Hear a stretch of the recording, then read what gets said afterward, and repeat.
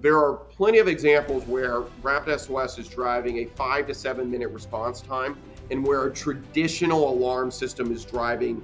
The data from a couple weeks ago as an example is 52-minute response time, right? So you can start to drive significantly faster, more effective response. If you're using some sort of device, security system, et cetera, that has RapidSOS inside of it, if you will, almost like Intel inside. In this episode, I have the pleasure of speaking with the CEO of the intelligent safety platform RapidSOS, Michael Martin. RapidSOS is an intelligent safety company that harnesses artificial and human intelligence to fuse life-saving data from 540 million plus connected devices, apps, and centers from 200 plus global technology companies to over 21,000 public safety agencies in 6 countries. The company works with hundreds of top companies, including Apple, Google, Uber, Instacart, and Honeywell. I hope you find the conversation as fascinating as I did. Well, great to be here, Craig, and thanks for having me. So I'm Michael Martin, one of the founders and the CEO of RapidSOS. And RapidSOS is what? So RapidSOS is an intelligent safety and emergency response platform. So what we do is over 500,000 times a day, we fuse billions of sensor feeds into one unified picture of response for 911 and first responders. And so that manages emergency response for about 540 million connected devices, or over 99% of the US population. Wow. Yeah. And we were talking earlier about how large this problem is, and no one's solving it in the age of AI. Go back and tell me how you got involved, what your background is, and the scope of the market, so to speak, that you're addressing. Yeah, so I grew up in a rural farming community in Indiana, and had hardly left the state. And then it got that first big job after college, came to New York City, and was, like a lot of young people in New York City, was working very late. So it was like 2 a.m, got off the subway in Spanish Harlem where I was living, and had my welcome to New York mugging experience, Craig. First time in my life I'd ever thought about calling 911. And the first time I realized in the middle of an emergency, like, how hard it is to like get out your phone, dial a number, and like this dude's like kicking my butt. It's like, time out, I just got to make a call real quick. And how many ambulances are we going to need when you're done kicking my butt? 911's needs to know, right? It's just crazy to think about like how this system works. And the other thing, which I had no appreciation for, Craig, was the scope and scale of that challenge. Last year, there were 250 million 911 calls. That means statistically 3 out of 4 Americans called 911 last year. Now, look, it's not evenly distributed. There's pre-existing health conditions, domestic violence, a variety of reasons that cause some folks to access emergency services more than others. But still, this is this ubiquitous service we all rely upon. And in the worst moments of our lives, with all the technology around us, smartphones and AI and video and all this sort of stuff, 911 often doesn't even know your name or your location. And the Yeah. consequences are profound. Last year, 1 out of 3 American fatalities occurred on the phone with 911 or in the moments afterwards. Wow. 1 out of 3 American fatalities. And it's, if you put that in perspective, a million out of 250 million, it is remarkable how well the system does work, despite the volume of emergencies. But that is a testament to the people of 911, not the infrastructure, not the technology, Craig. So literally, this was a problem that, smacked me in the face in 2012 in Spanish Harlem. And ended up impacting actually my father in our, where I grew up in rural Indiana a few months later. So went to grad school. My co-founder was doing his PhD at MIT. I was in grad school at Harvard. And so we spun out of grad school in 2015. And since then, the business has raised about $350 million that we've invested into building this unified AI platform that today is supporting most emergency response across 6 countries. Well, and are you? I'm just curious. Is this something that is applicable to other markets outside the US? Yeah, last year we supported 171 million emergencies. Today, as of this year, we're now tipping about 550,000 a day, but that is still touching less than 10% of the total volume of emergencies globally, Craig. So this is unfortunately a reality in the world that we live in, right? With aging populations, global pandemics still in some cases, war and uncertainty in other parts of the world, climate change, rising violence. Like there's just all these challenges that I think it just kind of breaks your heart that in the day with all the ways that technology has transformed our lives, like how is it right that we aren't having a greater dent on emergencies, and that is really bringing down longevity numbers, and people my age still the leading cause of death is car accidents. Like all the safety tech, cars now have automatic braking, lane keep assist, all this sort of stuff. And yet the fatality rate in automobiles has largely been flat or actually was even higher post coming out of the pandemic. It's out of hospital cardiac arrest, 359,000 fatalities a year in the United States. 1,000 people a day die from heart attacks in the United States. So there's just like in a day and age where our wearable devices can detect heart Yeah. attacks now, right? Where all the sensors exist, it's just like, how are we allowing that occur? And so I think we're on the cusp of just this extraordinary moment with AI and all these connected devices to truly transform safety, security, and emergency response. Yeah, that's interesting. Again, on a personal note, I have a brother that fell recently, and he now, I'm getting to an age where falls are a big deal, and he now wears an Apple Watch Mhm. that I think is programmed.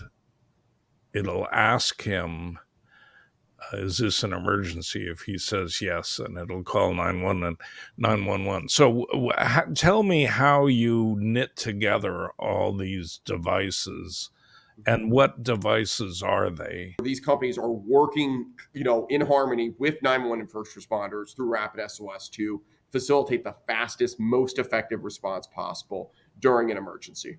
And so we can think about this as, previously that was effectively, Craig, an analog copper phone call in. And so you needed to call and then you needed to verbally articulate your name, your address. Often you would need to even spell your address and then explain exactly what was occurring, right? And so if we digest that, there's kind of three foundational challenges with that. One is human detection.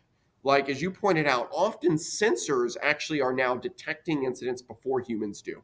So, if there was a fire in this building right now, often the fire alarm is going to detect that before me as a human might detect that, right? Or you mentioned kind of an Apple Watch detecting a fall or a car detecting a crash, right? So one is rapid detection. And let's just remind ourselves, in the example of the leading cause of death in the United States, out of hospital cardiac arrest, every minute in response time, Craig, is a 7 to 10% reduction in mortality rate. Yeah. So seconds and minutes matter. So first, we got to detect stuff immediately, and we need to use our sensors to do that.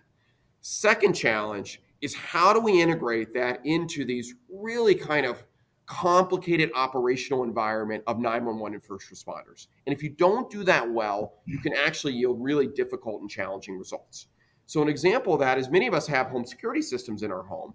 So actually one of the largest single blocks of 911 traffic in the United States is home alarms. But 95% of those alarms are false.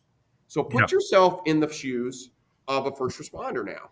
So, you could work 5 years and only respond to false alarms. And then one time you show up and it turns out, it is actually a real incident. There's a bad guy in the home with a gun.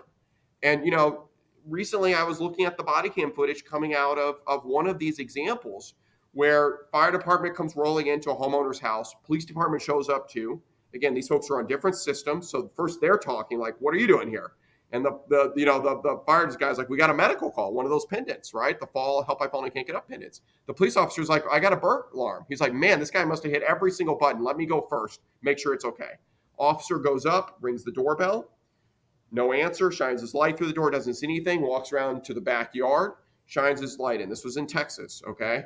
Homeowner at this point in time finally starts to wake up, sees a guy in his backyard shining a flashlight in, grabs his gun, Okay. Oh, geez. Yeah. Officer all of a sudden sees in the home a guy running out with a gun. Officer draws his weapon, fires, thankfully misses, runs out on the radio. Shots fired, backup needed, all this sort of stuff, right? Police come streaming in from all directions. And here, like 5 minutes later, out walks a 72-year-old homeowner in his boxers. What are you all doing here? I could have killed you.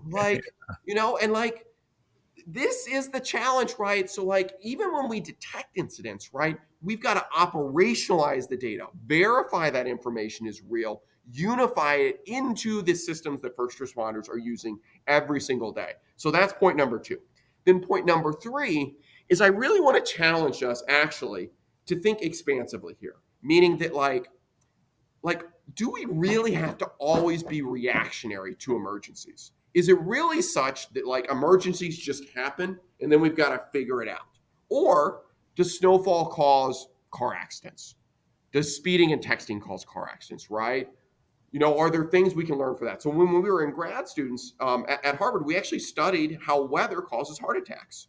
Hmm. And so it turns out like, many emergencies we believe are actually going to be predictable and preventable. And so you can imagine a future, right, where that wearable device actually tells you, hey, Craig, like, sit down, you're going to have a heart attack in the next 5 minutes. It's already good. We've already got the ambulance on the way. Press here if you want to just go ahead and notify your loved ones. Everything's going to be fine. That sort of end state. So step one, detect that stuff automatically immediately. Step two, fuse that sensor, seeds all that information directly into the hands of 911 and first responders. And then step three is learn from every single one of those incidents so we can start to predict and preempt these things in advance. Yeah. The sensors that you're talking about, is does it go beyond a wearable? Yeah, so we power over 500 million connected devices. And so that's going to look something like 10 million connected vehicles. We're powering fleets of trucks now, something like 10 million camera feeds, obviously wearable devices, smartphones, home security systems, commercial building alarms. So there's a growing, in fact, I was just talking to a baby monitor company as an example, right? Hmm. So I have a 4-week-old at home. So it's personal to me that like, SIDS obviously is a terrifying thing for new parents. And the way, now there's tech that can detect if your child stops breathing in the middle of the night. But then the next challenge is, what do we do from there, right? Right. And so, if you can instantly get that information into the hands of your local paramedics, if you can use the camera feed to coach the young parent like myself on the CPR, right? And we can even imagine ultimately at end state, where as that paramedic, the front porch lights go on as they show up at the front door, they tap their smartphone, the door unlocks, right? You can see how this ecosystem really starts to build to totally Yeah. transform outcomes. Yeah. I have to say, I have a couple of directions I want to go. But one, you talked about how 911 calls are not spread evenly across the population. Uh, Wearable devices are certainly not spread evenly across the population. How do you get sensors into the homes of people who can't afford an Apple Watch? I mean, that's not your problem, but uh, how do you guys think about that looking into the future? Yeah, I think we've long, because of our roots, coming back to. So I grew up in one of the poorer parts of Indiana, in a rural farming community, and to this day, right, folks who are in my hometown, right, generally would not have the same sort of technology that for example, like my neighborhood in New York City, where I'm talking to you Sure. from today, would have, right? So like figuring out like how do we upgrade the foundational infrastructure so that every single connected device can harness this technology and capability set was pretty critical to kind of that work. So the first thing we did, right, is we provide our core service and platform out to every single 911 agency for free in the United States. So today, as I mentioned, we power 21,000 agencies. We do have some paid products on top of that if they want to do more with that. But the baseline service is for free, and now it covers 99.9% of the US population. So almost certainly, if you are living in the United States, like your local public safety agency now has, all this richer sort of capabilities. Then the next thing, right, is we work very closely with connected device companies so that this is foundationally embedded inside their technology. So it's not, it's often not some sort of additional service you have to subscribe to or pay for, et cetera. So like, if you have a smartphone, this is just embedded out of the box with that device. Now, look, we rely on modern connected devices. So if you are on, like a legacy sort of phone, there are going to be limitations, unfortunately, today. But another example of how everyone can help first responders for free is we partnered with the Red Cross and the American Heart Association and Direct Relief to stand up emergencyprofile.org. And so this is a free service that anyone can go and create a health profile on. And these things, as we talked about, Craig, are really powerful, right? Like letting first responders know what are your pre-existing health conditions, what are your medications, and if you have some sort of disability, like, I mean, once again, you just put yourself in the shoes of those police officers. You've been called that, hey, there was some sort of gun violence or something like that, and you show up on scene and you're providing instructions to someone you see and they're unresponsive. They're ignoring you, right? What does that mean? Well, in a normal situation, police officers train like this is a threat. But if they knew that you were deaf or hard of hearing, it totally changes how they operationalize that Sure. situation, right? Or if your kid is autistic or things like that. So yes, this is something like we want to make sure that every single person in the United States and ultimately globally can access this technology and service for free. It is available to all of our first responders for free, and it's inside our connected devices today for most of us. Yeah, and let's give listeners the name of the company and the name of the products. I know there's RapidSOS and Harmony, and sort of give me the mental map there. Yeah.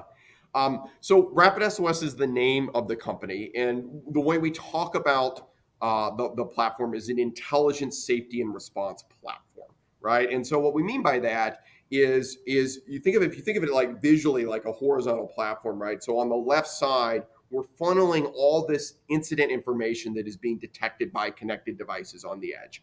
And one way you can know if your device is enabled or not is you can look for a little RapidSOS ready badge on the device, or obviously you can ask the device manufacturer if that is a capability. And this turns out to matter pretty significantly in our own purchase decisions, whether that's the consumer or the enterprise. So I was just looking at response data for New York City, where I'm based and talking to you from today.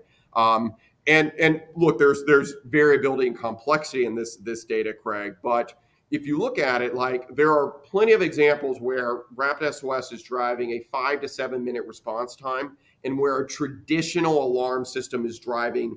I mean, the data from a couple weeks ago as an example was 52-minute response time, right?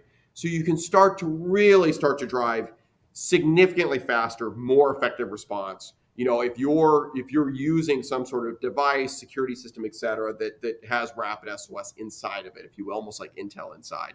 Driving that more effective response. So that's on the input side of the platform. On the output side is the technologies that public safety agencies interface with. So we are embedded in over 4,600 public safety software systems. So the great thing for public safety agencies is, we're already inside the systems that they're using. We do have a flagship product that about 90% of 911 agencies in the United States are using today. It's called RapidSOS Unite. And it is a unified picture of all your emergencies going on in one data-rich map with all this contextual information effectively. And then we also have a responder app, which is used by over 500,000 first responders in the field, which is called I Am Responding. So that's, again, left side on that platform, all that data coming in. Right side, Unite, I Am Responding is how that data is being operationalized, also inside every major public safety software vendor. And then you mentioned Harmony. So Harmony is an underlay AI layer which powers that whole platform. That's, we've been working on Harmony for a long time now, really, since we were spinning out of grad school. And last year we tipped over 500 million emergencies supported through this technology infrastructure.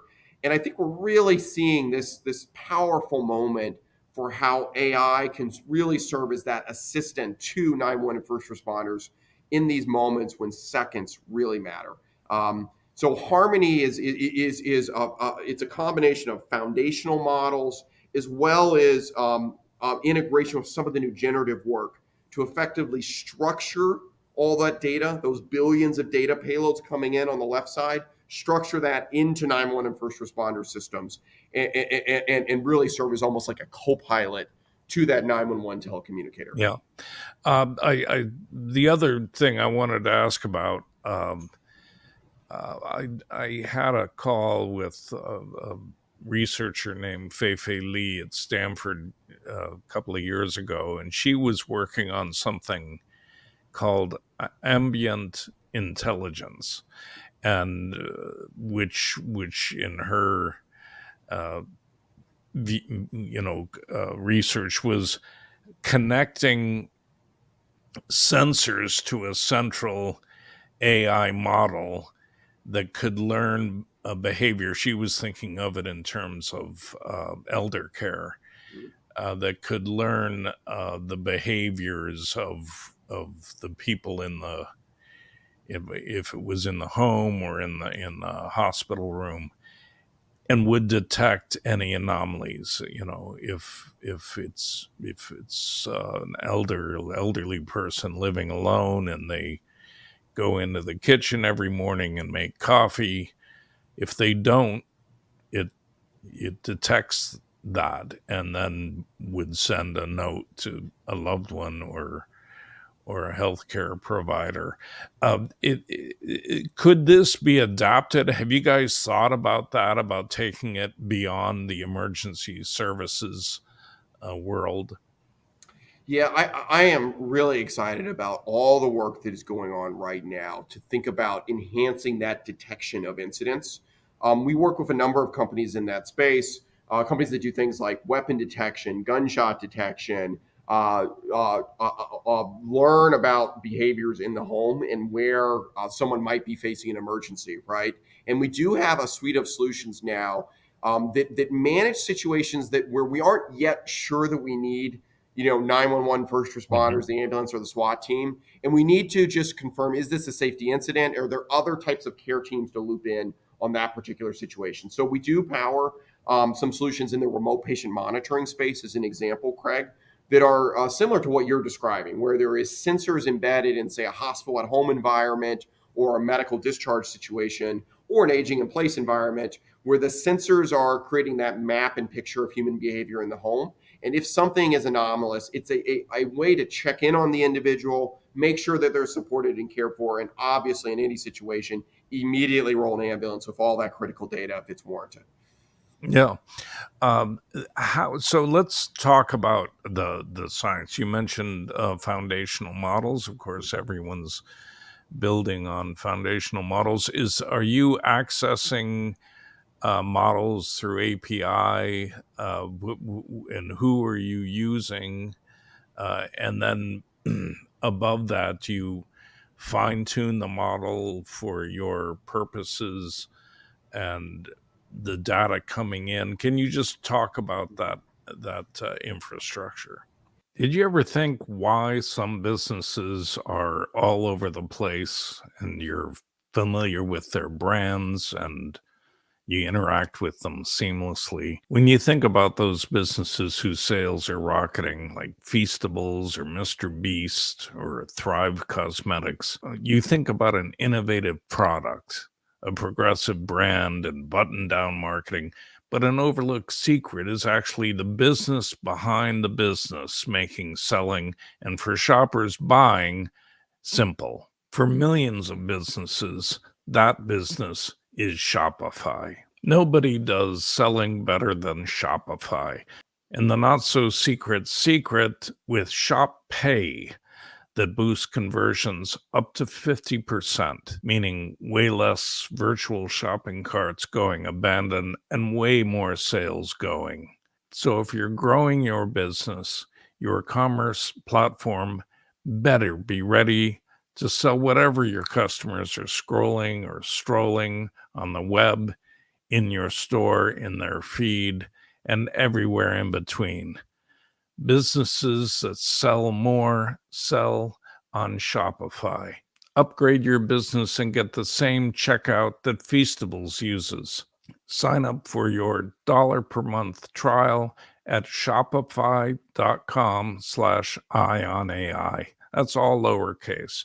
Shopify, shopify.com/ionai, EYEONAI, all run together. Go to shopify.com/ionai to upgrade your selling today. Yeah, so I think we started with a more kind of traditional machine learning sort of approach, and so we were not on the bleeding edge of all the work on large language models. But what has been really exciting is obviously the availability of that technology today. So we already had a foundation where we were looking at what were all the questions that 911 needed to ask to figure out a response, and how could we learn from every single one of those, right? So if you study an incident, you look at 911, that human intelligence said, hey, we need to dispatch these units with this priority level, with these pre-arrival instructions to this location, right? And what was the chain of questions and decisions that got us there, right? And is there a way for us to surface and pull information out of these sensors so that we can serve effectively as that co-pilot for that 911 telecommunicator? Now, the Harmony platform, once with the proliferation of large language models, we were able to really, I think, accelerate the ability to operationalize that information into the hands of 911. But then we found in testing, not surprisingly, Craig, that we were facing real challenges with hallucinations. And so we had to think about, obviously, training the model. We had to think about the right temperature of the model, really having a low temperature sort of approach, right? So trying to minimize any sort of creativity in the model. And then, I think the biggest innovation, which is now becoming more mainstay for everyone, is really a retrieval augmented generation approach, a RAG approach to this, right? So I'll just give you like an example of how that works. So we one of the new challenges facing first responders is all the electric vehicles that are out there today. So you have, it turns out it takes massively more water to put out an EV fire. But more than that, other tools like the jaws of life, right? Like when you have, in the new Tesla Cybertruck, an 800-volt electric line running through there, right? You just can't just cut into this thing like you could in a traditional internal combustion engine, right? And so, if you go to these various automotive OEM manufacturers' websites, there's just like hundreds of thousands of pages. I'm not kidding, Craig, like between them, hundreds of thousands of pages of documentation. So the way it's supposed to work is you get into a crash with an EV. Today, someone calls 911. They say, hey, I was in this crash. First responders show up and they're like, oh, I think this is an EV. Somehow they read it's the new Chevy Silverado EV. They go to General Motors website where there's, it's not even like every model year has a different manual on how to handle it. Every version often is different. So we got to figure all that out, figure out the right one, flip through 150 pages of documentation, figure out exactly how we're supposed to do all this while someone's trapped inside in a fire, right? I mean, it's just crazy. So if you take a traditional large language model approach to this that's been trained on a more general use case, right, you start to get really dangerous hallucinations because you get situations where we're taking Reddit threads and things like that, right, and we're using that, and the challenge, right, is even in that stuff is there's real nuance between, again, is it like even in Tesla, right, the battery chemistry in a Model Y will vary based off a model. Like there's real specificity on this. So we have been working to train Harmony on the authoritative data, obviously, and taking that kind of RAG approach to feeding that through, which is having significant impact on our ability to manage hallucinations. Now, we recently rolled this out to 911 and first responders, and when we rolled it out, we talked about it almost like as a middle schooler, and meaning that this is like a really, really, Harmony is like a really, really eager to learn student. It's ingesting all this information, it's doing all the homework, the extra credit, all this sort of stuff. But there is no world where Harmony is going to replace the professionalism, the ingenuity, the expertise of a 911 telecommunicator. We can get more into that. but we do think of it, Craig, like a co-pilot, really almost like in that aviation sense of the Yeah. term, right? So like if you think like I recently was flying into LaGuardia with in some crummy weather, it's a short runway, right? Like it's a kind of a challenging landing, right? So that skilled captain has to stick that landing, and the co-pilot's job is to read all the periphery sensors, listen to the air traffic control, and feed only the most important pieces of information into that skilled captain's hands to stick that landing. And so that is what Harmony is doing. And what's gonna, what I'm excited is the pace of learning, the pace of change is remarkable. And I think, we're already seeing that evolution from, traditional LLMs to RAG, obviously to agents now. So I think we're really entering this really powerful moment for the power Yeah. of AI and Yeah. Harmony. So, yeah. And maybe I missed it, but are you building this on top of open source models? We are working with some of the leading providers in the space on this. I probably won't answer specifically of how, because there's multiple different pieces that we have put together. So it is certainly not as simple, unfortunately, as just, hitting ChatGPT's API, right? Sure. There is unfortunately a lot more nuance and complexity that needs to go into this, given the nature of what we do and the training that we need to do on that. But we are training and tuning, right? Some of the existing, obviously, we didn't build an LLM, some of the existing foundational models, and then we are taking a RAG approach on top Yeah. of that. Yeah. Um, by the way, I just wrote a Forbes article on Cerebrus systems, that wafer scale Yeah. computer chip, and they're now putting the model weights directly on the chip, It's amazing. which Yeah. uh, opens up sort of endless context windows and Mhm. inference speed. You should check that out. Mhm. Super Um, interesting. the so uh, if let's take the example of of an Apple Watch. Someone falls, the watch is programmed to call 911. If that person has filled out this information on the, did you say the Red Cross Mhm. website? What happens? The 911 operator has a screen Mhm. where suddenly all this information. I mean, how does it? Uh, Walk me through a use case. Yeah, yeah. So I'm going to use an example that's close to my heart because as I mentioned, I grew up in Indiana. So last year, in our neighboring state, Ohio, we had one of the most significant train derailments in U.S. history. Right, Yeah, so this was the East yeah, Palestine train derailment. So that was on February 3rd, 2023. Around 8:59 p.m. local time, basically. So East Palestine, Ohio, is a volunteer fire department. Like 90% of fire response in the United States is, and basically, that was a capability that was not plugged into our platform at the time, like the trains. And so the result was, these folks are at home with their families, and they basically get a page or a text message that just says train on fire near Alice and Taggart, or the cross streets, and it said near McKim's, which was the local wine store. So you're at home with your family. You say goodbye to your family. You get into your car, your truck. You drive to the firehouse, get the fire truck, and you drive on scene.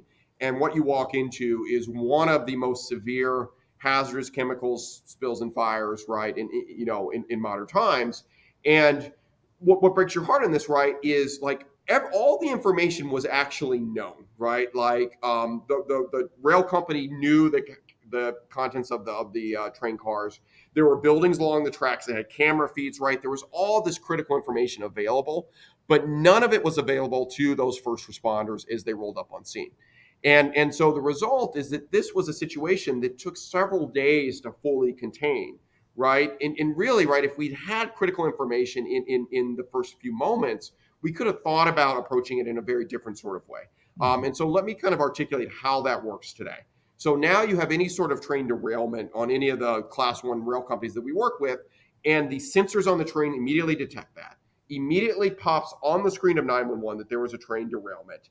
It's going to show location of the train. It's going to show you the length, how many loaded rail cars, the contact information, both voice and messaging now. And then what's powerful here is many of these trains are now can be up to 2 miles long, yeah, Craig. So it's not helpful to have, 100 page, it's called a train consist or a manifest, right? 100 pages of, lumber and, Amazon boxes or whatever else, right? We need to know specifically, is there hazmat on that train? Where is it, right? What is the condition of that hazmat and how do I handle it, right?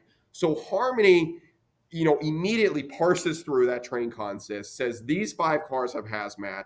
We've already ingested the ERG Safe Handling, the authoritative guide on how do you handle hazmat from the U.S. federal government.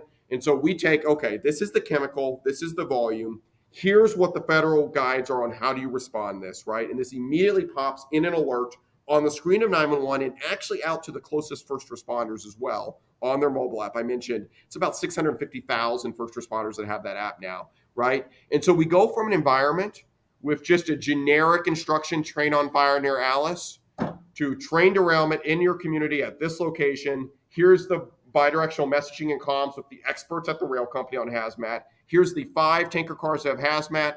Here's specifically how to fight it, foam instead of water, 3-mile evacuation radius, all that in like a second, Craig. I mean, it's really profound on the sort of impact this can have on response. Yeah. How do you? I mean, you've given some metrics on adoption or on how many EMS services you reach, but how do you? There's a lot of technology that people are given but they don't use. How do you develop real adoption? It seems it would take a lot of training or something. Yeah, I'm smiling because this is actually a pretty profound question that I did not appreciate in the first 5 years of this journey, Craig. I was a total tech nerd who knew nothing about public safety, and I thought, throw data over the wall and it'll magically solve all the problems, et cetera. And, I will never forget, I think it was the second 911 call I listened in on, again, when I was a grad student in Boston. So this is in rural Massachusetts. I remember it vividly. It was a beautiful spring day. And it was a mom who called after her son had committed suicide. He'd hung himself in the closet. And you can imagine this mom just screaming for help, right? I actually took off my headset, Craig, and I walked outside. And that 911 telecommunicator had to stay on the phone for the next 9 minutes. She stayed with that mom and waited till the ambulance arrived, right? And then she had to go do her next call right after that. So this is not a challenge that technology alone can solve. It has to be done in partnership with public safety. And it is just, we talked in the beginning, right, about 250 million emergencies, but only 1 million fatalities. I mean, it is an extraordinary testament. Like take East Palestine. In that situation, still no fatalities, right? Like the work of first responders is just extraordinary, Craig. And so it took, when we were in grad school, we studied 12.5 million 911 calls. So I spent limited time in class and a lot of time doing ride-alongs and sit-alongs with first responders. And what you quickly learned is we had to operationalize this information inside their existing systems. Which frankly was a challenge because it's a lot easier to just stand up a new fancy pants system on a web app, right, and call it good to go. It's much harder to do a deep integration with a mission critical software system that maybe is running at some massive city fire department and may have been there for the past 15 years, right? Yeah. We like many of the if you look at, we have some advisors that have ran some of the biggest defense contractors in the United States. Like many of America's nuclear missile systems and things like that are running the most arcane software system because it has to always work and the stakes are so high, right? And so that's also true of public safety. Most public safety agencies are running legacy software stacks for that reason. So this helped that Nick, my co-founder, who did his PhD in nuclear engineering at MIT, which initially sounds nonsensical, but these are mission critical systems, often on 1970s and 80s infrastructure that can never fail. We're talking Fortrans, Cobalt, things like that, right? So we had to spend a lot of energy, really the first 5 years, integrating into all those different types of systems, right? And figuring out the network infrastructure, the security, so we can move all this data back and forth. inside the existing systems that 911 and first responders are already using. So we do today support over 4,600 integrations across our 21,000 agencies. And that is a large area of support investment cost for us to this day. So the other thing I was going to ask then is you guys have been around for how long?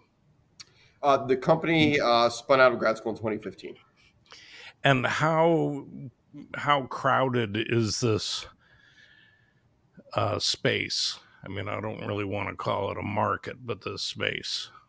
Yeah, so there's no one that does kind of exactly what we do. There are definitely companies that obviously provide a suite of solutions to the enterprise or the consumer around safety, right? So alarms, security companies, et cetera. Those are partners of ours. And then there's a variety of companies that sell software into 911 agencies, right? And those companies are also partners of ours because we integrate our data through. So we've really thought of it a little bit like, if I could maybe use an analogy, almost like a Visa or something like that, right? So like, if you think in the financial services world, right, like there's companies that issue credit cards and have banking accounts. There's companies that sell point of sale systems like Right. Stripe and Square and others, right? And like Visa is like a connectivity platform that stitches it all together and underlies those various systems. Yeah, and so generative AI has really only been in the economy for a couple of years now, and that's clearly a game changer for what you guys do.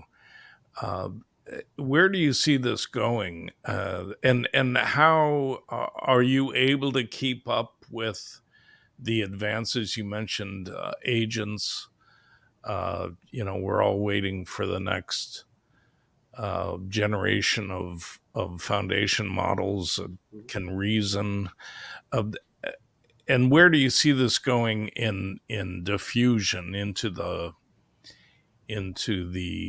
society? I mean, I like to think, and that people worry a lot about the surveillance state. Mhm. And I spent much of my adult life in China, and I certainly understand that and the dangers of that in a totalitarian society. In a democratic society, I'm maybe naively, I'm less concerned. But as sensors spread, uh, this, where do you see it going? Let me leave Yeah. it at that. Yeah, so I'm going to answer kind of in two or three ways. The first is just to talk a little bit about kind of how this works from a privacy standpoint.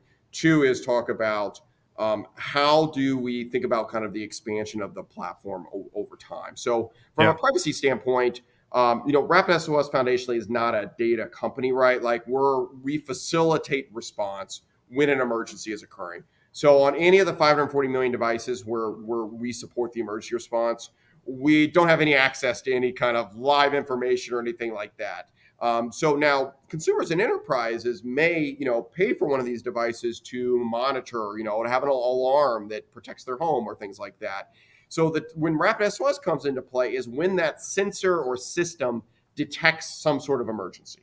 Mm. And when that occurs, they hand it over to us, and then RapidSOS works with our 21,000 public safety agencies to drive the fastest, most effective response possible in those sorts of circumstances.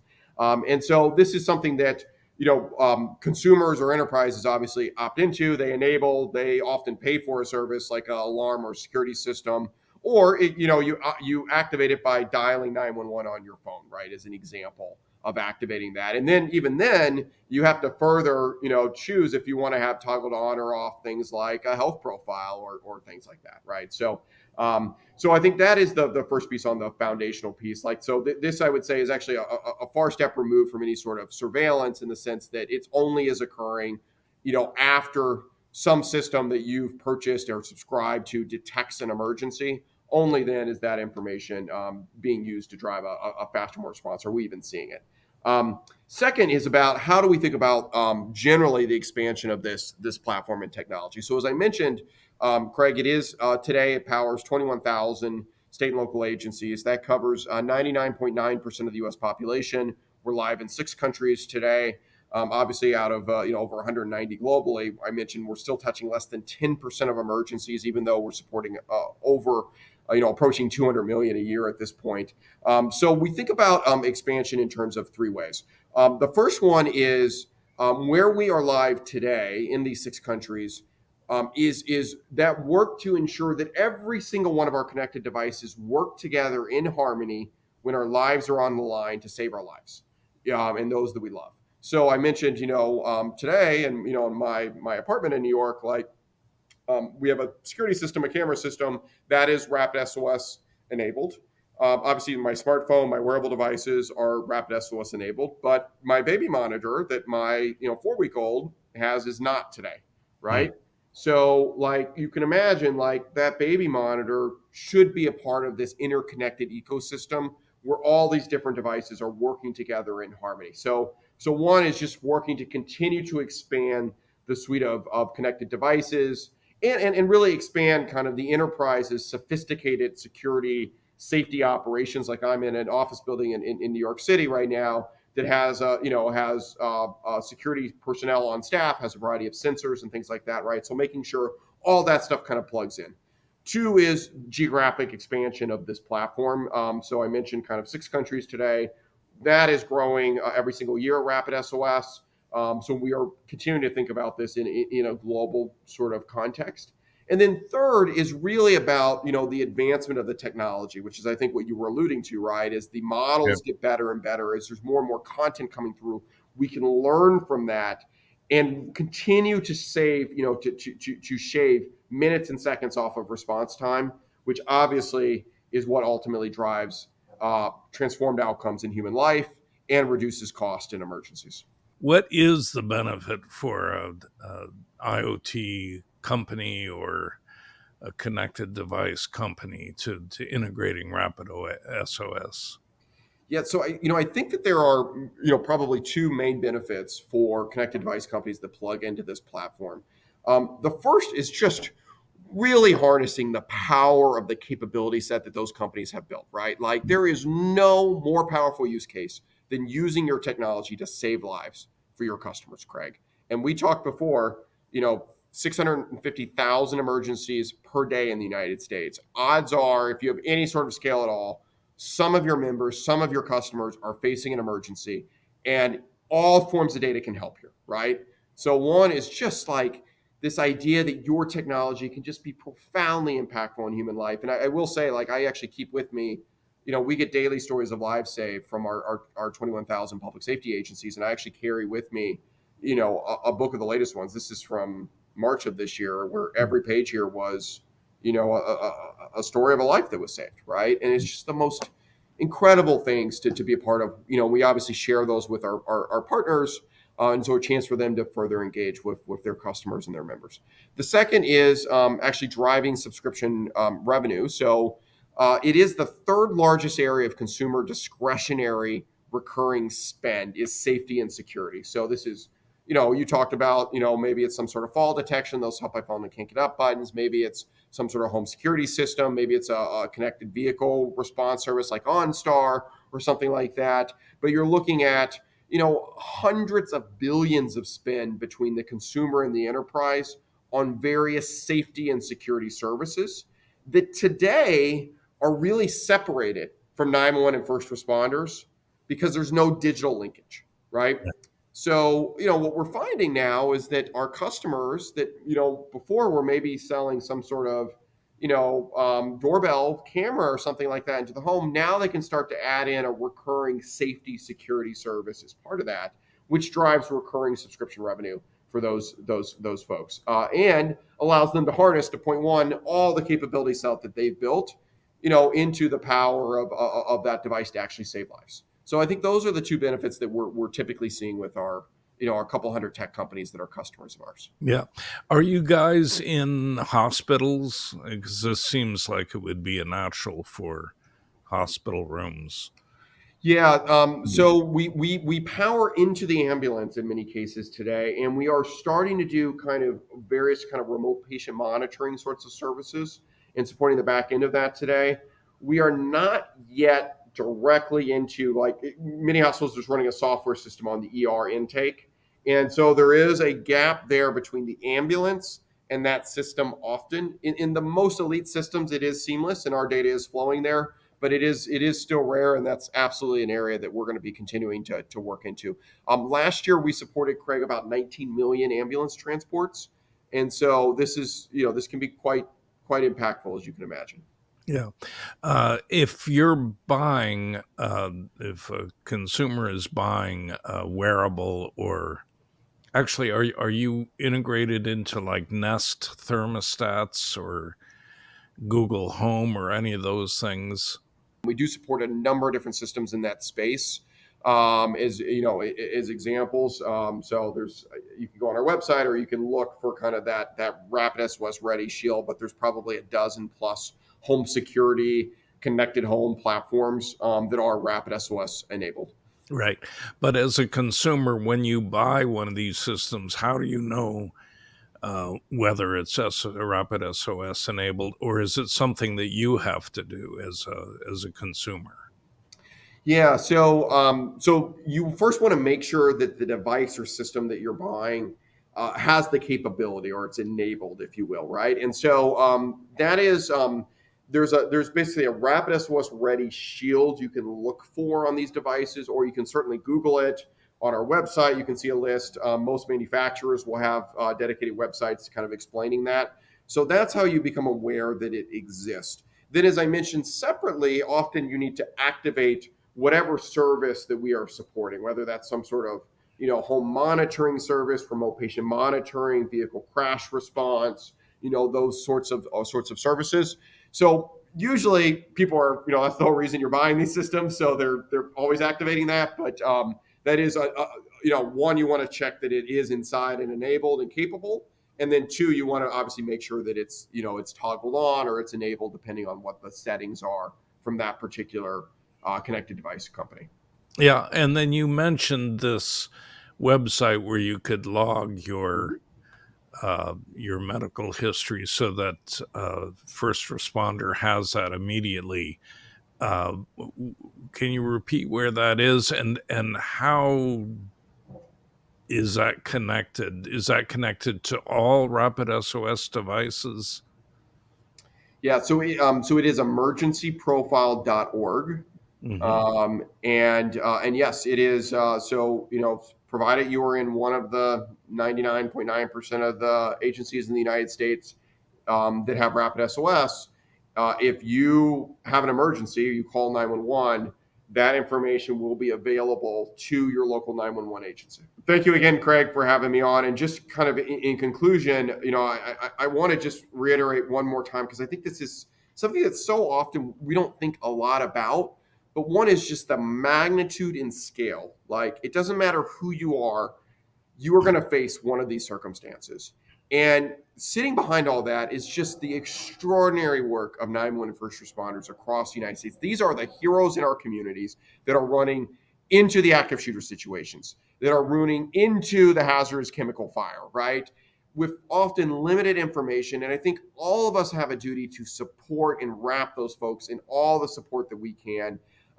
They just are the extraordinary rock beds in our communities. So everything that we do at Rapid SOS has been built in partnership with them and driven by their inspiration. And I'm just so excited to see, as we're entering this age of AI, how that can continue to serve as a co-pilot and assistant for the incredible work that public safety is doing every single day.